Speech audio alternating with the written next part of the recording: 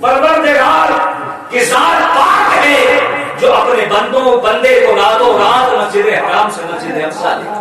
سبحان اللہ. بے شک یہاں بلانے والی ذات بھی اللہ کی ہے، لے جانے والی ذات بھی اللہ. سبحان اللہ. بے شک حق ہے. جبریل امین ساتھ ساتھ میں قرآن میں رب فرماتا ہے سبحان الذی اسریٰ، وہ پروردگار ہے جس نے سیر کر. بلانے والی ذات بھی اللہ کی، لے جانے والی ذات بھی اللہ. اور قرب خدا میں حضور پہنچے، مقام دنا ثم دنا فتدلی فکان قاب قوسین او ادنی.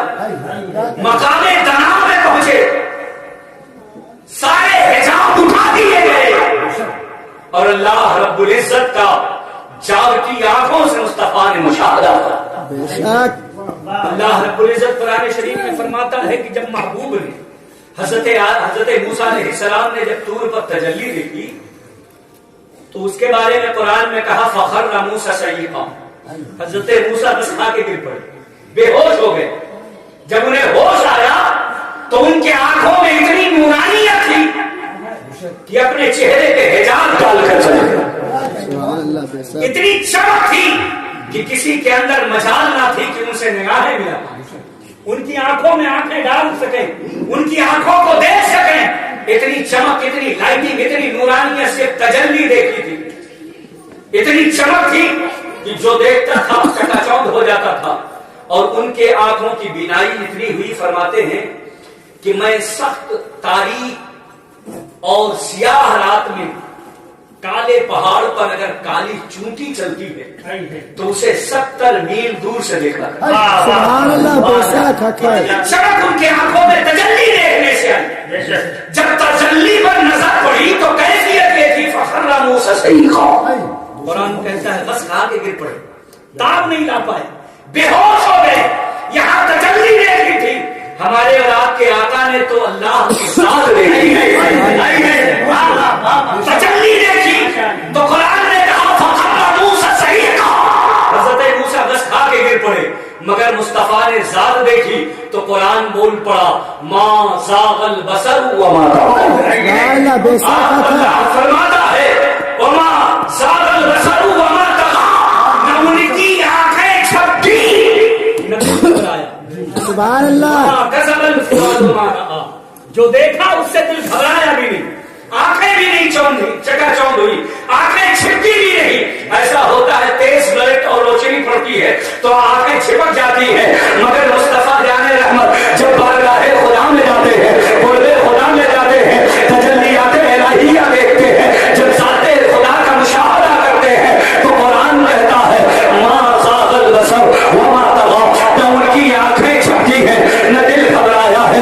ما کذب الفؤاد ما رأى، جو انہوں نے دیکھا ہے اس سے ان کا دل مطمئن ہے. میرے بھائیو سوچو کہ تمام انبیاء کو تجلی بھی اللہ رب العزت نے عطا نہ فرمائی، حضرت موسیٰ کو تجلی ملی، یہ سب کو خدا کی معرفت حاصل ہے. مگر جسے دیکھ کر معرفت حاصل ہو اس کا علم کتنا بلند ہوگا، اس کا علم کتنا بڑا ہوگا. علم معرفت الہیہ کا نام ہے اور مصطفیٰ کو خدا کی معرفت دیکھ کر ہوئی. سبحان اللہ. بے شک حق ہے. ظاہر فرمایا قرب خدا میں گئے، وہاں تشریف فرما ہوئے ہیں. میرے عزیزوں معلوم یہ ہوا کہ علم یہ ضروری ہے. نیابت کا حق تبھی مل سکتا ہے جب انسان کے پاس علم ہو. بے شک حق ہے. علم سے پائی ہے قوموں نے غلامی سے نجات، علم سے ملتی ہے انسان کو حیات سرمد. حق ہے. یہی وجہ ہے علم سے انسان غلامی سے آزادی پاتا ہے. علم کی طاقت سے آدمی سرخرو ہوتا ہے. علم کی وجہ سے آدمی ہمیشہ زندہ رہتا ہے. داغ نے ایک شعر کہا تھا کہ رہتا ہے نام علم سے زندہ ہمیشہ داغ. داغ نے یہ کہا تھا، وہی داغ دہلوی جنہوں نے اعلیٰ حضرت کے بارے میں کہا تھا ملک کے سخن کی شاہی تم کو رضا مسلم جس سمجھ آ رہے ہو سکے بٹھا دیے. وہ داغ کہتے ہیں کہ رہتا ہے نام علم سے زندہ ہمیشہ داغ. اولاد سے تو بس یہی 2 پشت 4. سبحان اللہ. بے شک 2 پشت گزر گئی، 4 پشت گزر گئی. اس کے بعد چوتھے نمبر کے دادا کا نام پوچھو اولاد نہیں جانی. میراث ملی ہے، گھر ملا ہے، کھیت ملی ہے، کھیت ملا، دکان ملی اسے، مگر نام پوچھو تو نام نہیں جانتا. آدمی 3-4 पुष्ट ऊपर जाकर के पूछे उनकी हैत क्या थी, उनकी लंबाई क्या थी, वो क्या कारोबार करते थे, कहाँ उनकी दुकान थी, किस तरीके से थे, कैसे चलते थे, क्या खाते पीते थे, किस बीमारी में उनका इंतकाल हुआ। 2-4 पुष्ट के बाद औलाद को मालूम नहीं है, औलाद भूल जाती है।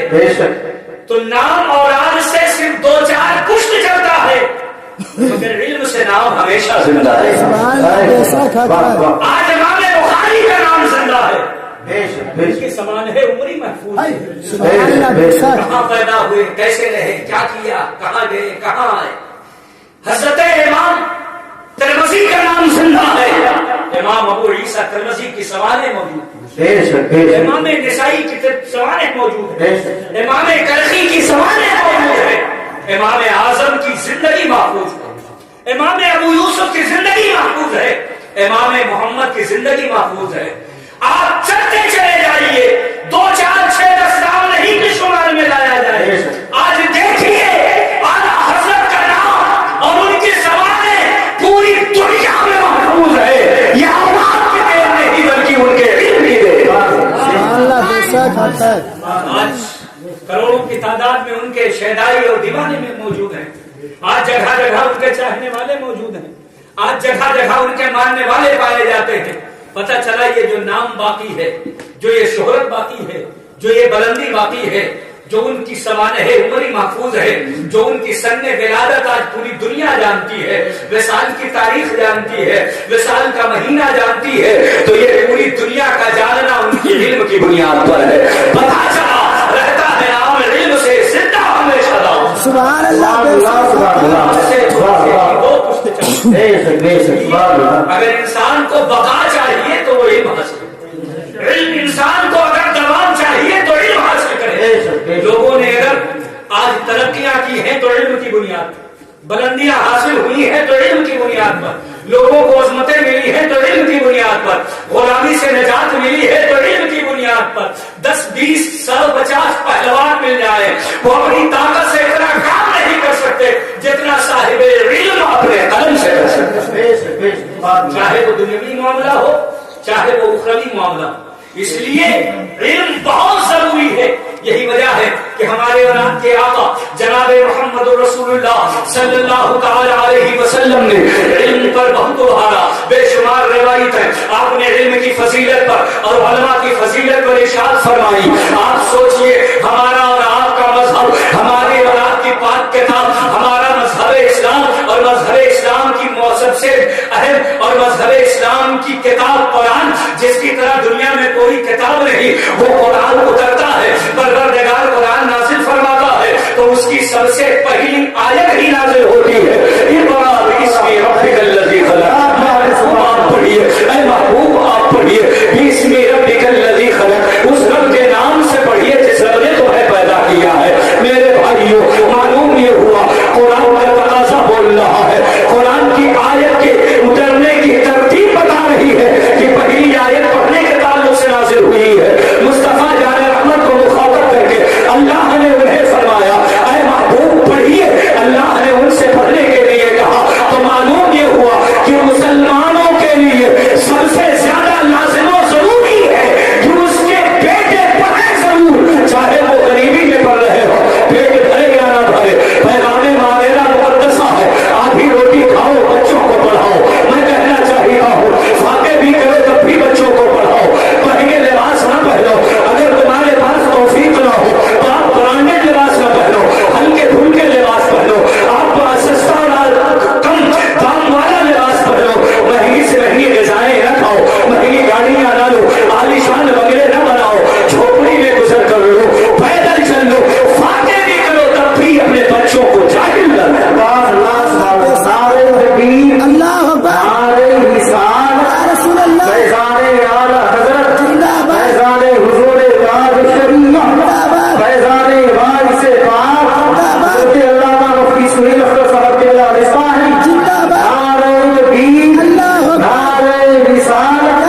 अल्लाह बच्चों को पढ़ाओ जरूर।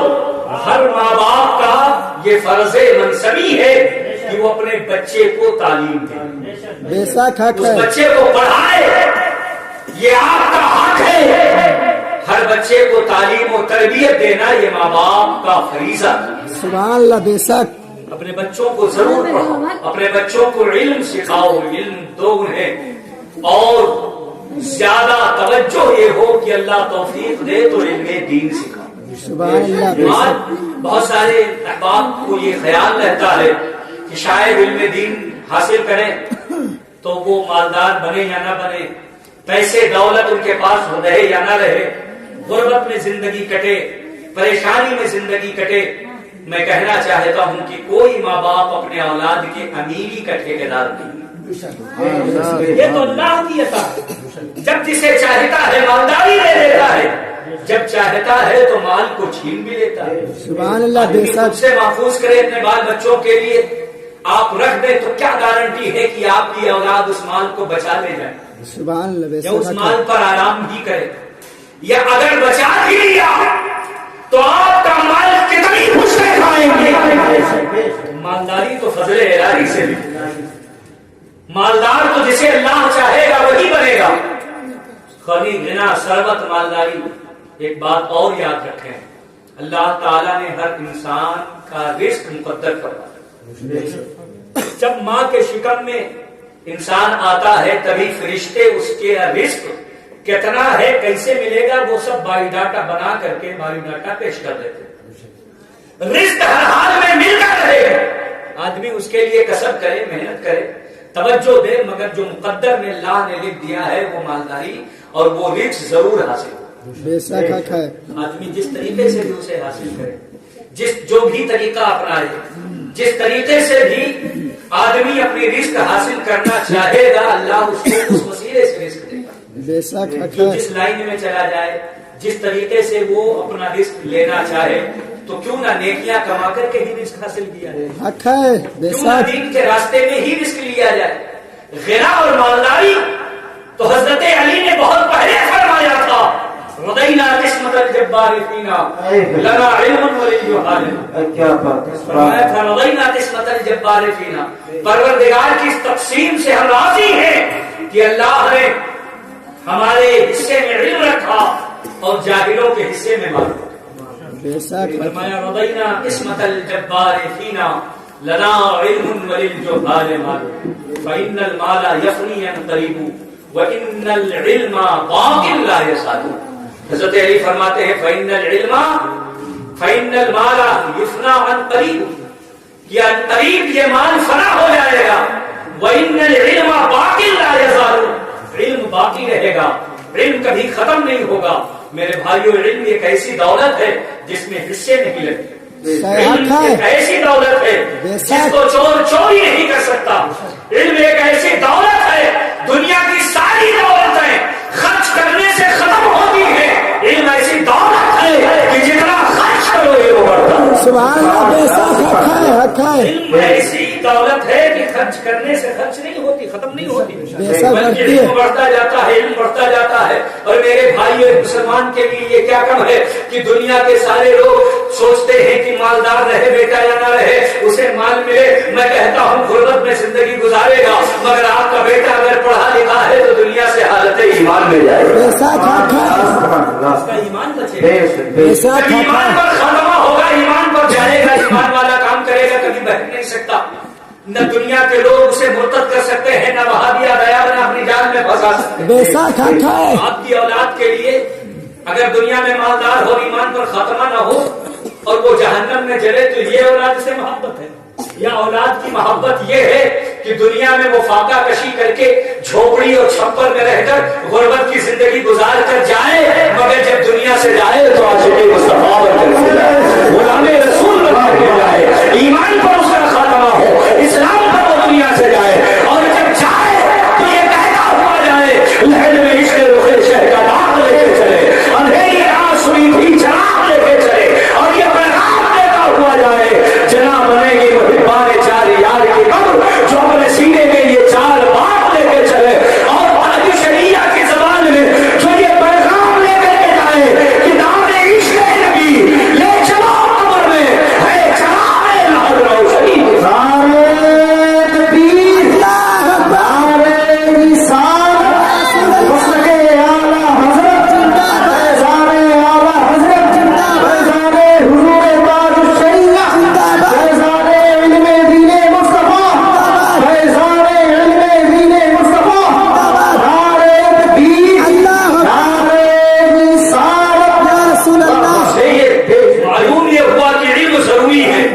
آپ کا بچہ صاحب ایمان دنیا سے جائے گا، ایمان پر اس کا خاتمہ ہوگا، رسول اللہ کی شفاعت کا حقدار ہوگا، مصطفیٰ قبر میں تشریف لائیں گے، نبی کی جلوہ گری ہوگی، قبر میں لہرائیں گے تاج چشمے نور کے، جلوہ فرما ہوگی جب طلعت رسول اللہ کی، مصطفیٰ جان رحمت کا عاشق و شیدا بن کر کے جائے گا، اس کی قبر لہرائے گی، اس کی قبر کے اندر اللہ رب العزت جنت کی کھڑ ہوائیں عطا فرمائے گا، جنت کی نعمتیں عطا فرمائے گا۔ تو ایمان کے ساتھ دنیا سے جانا یہ زیادہ حق ہے بے شک۔ محبت یہی ہے کہ آدمی اسے جہنم کی آگ سے بچا لے اور اسے جنت کا حقدار جنت کا راستہ اسے دے۔ میرے بھائیوں، دنیا میں آپ دیکھیں جتنے سمجھدار لوگ ہیں، آپ دیکھیے اعلیٰ حضرت جن کے علم کا ڈنکا، جن کے علم کا شہرہ پوری دنیا میں، بے شک حق ہے۔ جو مجدد اعظم ہیں، ان کے دو صاحبزادے، ایک کا نام حجت الاسلام حضور حامد رضا اور ایک کا نام مفتی اعظم ہند علامہ مصطفیٰ رضا، دو بیٹے ہیں، اعلیٰ حضرت نے دونوں کو عالم بنایا۔ بے شک حق ہے۔ جاگیردار تھے، زمیندار تھے، راج پاٹ آپ کے پاس تھا، بڑی لمبی سلطنت اور ریاست آپ کے پاس تھی، جاگیرداری آپ کے پاس تھی، مگر اپنے بچوں کو دنیاوی علم نہیں سکھایا۔ دو بیٹے تھے، دونوں کو عالم دین بنایا۔ حضرت حضور مفتی اعظم ہند کی 5 صاحبزادیاں، بیٹے، ایک بچپن میں ہی ان کا انتقال ہوا، ایک بیٹے ہوئے علامہ انور رضا خان، ان کا بچپن میں ہی انتقال ہو گیا۔ 5 بیٹیاں، 5 کو آپ نے علم دین سکھایا، علمی ماحول میں تربیت فرمائی۔ اعلیٰ حضرت کے بڑے صاحبزادے حضور حجت الاسلام، انہوں نے بھی اپنے بیٹوں کو عالم دین بنایا۔ ان کے بیٹے مفسر اعظم ہند علامہ ابراہیم رضا، جو حضور تاج الشریعہ کے والد گرامی، سبحان اللہ، بے شک وہ بھی عالم دین ہے۔ اعلیٰ حضرت کے یہ پوتے ہیں مفسر اعظم ہند علامہ ابراہیم رضا، ان کے صاحبزادے جتنے ہوئے، انہوں نے بھی اپنے سارے بچوں کو عالم دین بنایا۔ حضور ریحان ملت علامہ قمر رضا، حضور تاج الشریعہ علامہ منان رضا منانی میاں، الغرض جتنے بھی اعلیٰ حضرت کے سلسلے میں ہیں، وہ سب کے سب عالم دین ہے، علم دین حاصل کرتے ہیں۔ اعلیٰ حضرت کے خاندان میں بات اور آگے بڑھی، علامہ ریحان رضا ریحانی میاں کے صاحبزادے علامہ سبحان رضا سبحانی میاں، وہ بھی عالم دین، ان کے بیٹے علامہ حسن رضا، وہ بھی عالم دین، اور ادھر حضور تاج الشریعہ کے ایک صاحبزادے علامہ ارشد رضا، حضور تاج الشریعہ نے بھی انہیں پڑھایا تو علم دین پڑھایا، انہیں عالم بنایا۔ گویا کہ خاندان اعلیٰ حضرت میں آپ نظر اٹھا کر کے دیکھیں، جتنے شہزادے ہیں سب نے علم دین حاصل کیا ہے، مشن علم دین ہے۔ اعلیٰ حضرت کا خاندان اوپر چلے جائیے، آپ کے والد علامہ مفتی نقی علی خان، ان کے والد علامہ